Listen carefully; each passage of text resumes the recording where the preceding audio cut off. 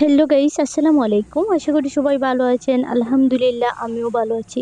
তো guys, Facebook বলো, TikTok বলো, ইউটিউব বলো, কোথায় ঢুকে যাচ্ছে না, শুধুই একটি ভাইরাল টপিক আসছে বারবার। তো টপিকটা হলো কাফি ভাইয়ের ভিডিও। আপনারা সবাই দেখেছেন। তো আমি ওই লোকটাকে তেমন একটা চিনি না, শুধু দেখতাম কুকুরের ভিডিও করি, উনি নাকি ভাইরাল হয়েছেন। কয়েকবার দেখেছিলাম ভিডিওগুলা।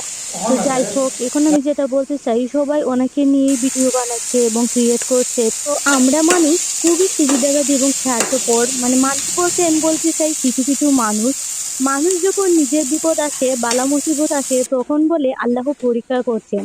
আর যখন অন্যের বিপদ আসে, বালা মুসিবত আসে, তখন বলে কর্মের ফল।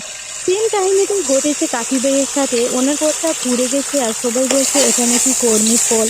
তো আমি জানি না আসলে বিষয়টা কি। যদি মানুষ তার ঘরে আগুন লাগিয়ে পুড়ে দেয়, তাহলে এটা অত্যন্ত লজ্জাজনক বিষয়। আমি নিন্দা জানাচ্ছি।